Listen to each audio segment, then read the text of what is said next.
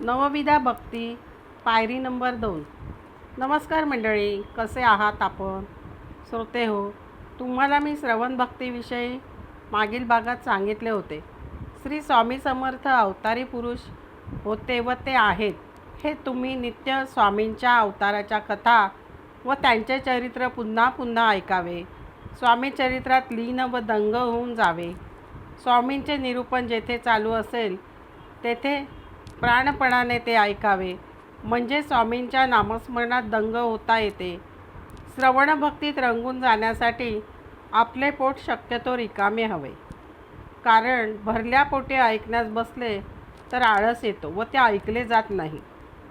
आज आपण नवविधा भक्तीची दुसरी पायरी म्हणजे कीर्तन ही पाहूया. भक्तीची स्वामींच्या अवतार कार्यांच्या कथा सर्वांना आपण भरभरून सांगाव्यात. स्वामींनी प्रत्येक माणसाला अप्रतिम अशी वाणी दिलेली आहे. या वाणीने आपण स्वामींचे जमेल तेवढी सेवा करावी. त्यांच्या अवतार कार्याविषयी रसाळ व मधुर वाणीने कीर्तन करावे, निरूपण करावे. स्वामींविषयी भक्ती जनमानसात वाढवण्याचा प्रयत्न करावा. स्वामींचे नाव कीर्तनाने दुमदुमत ठेवावे. स्वामींविषयी वाटणारे प्रेम व भक्ती आपल्या वाणीद्वारे प्रकट करावी.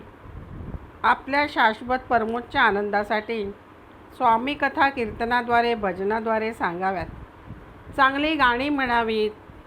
नित्य स्वामींचे नित्य नामस्मरण जर भक्त करीत असतील तर स्वामी कथांना रोज बहर येईल. स्वामींच्या अप्रतिम आयुष्यावर नवे आख्यान सविस्तरपणे मांडता येईल. स्वामींचे कीर्तन करण्यापूर्वी स्वामींची ध्यानमूर्ती आपल्या हृदयात विराजमान व्हायला हवी. मगच स्वामींचे वर्णन कीर्तनात करावे. कीर्तनात पूर्वरंग उत्तररंग दोन्ही असावेत. संगीताचा वापर उत्तम प्रकारे करावा. गळा गोड असावा, म्हणजे लोकांनाही भक्तीची आवड लागते, कीर्तनाची गोड लागते. भक्तिज्ञानात वैराग्य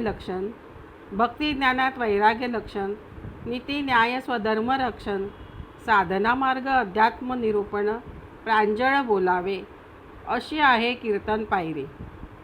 श्रोते हो, धन्यवाद. माझी कथा ऐकल्याबद्दल धन्यवाद.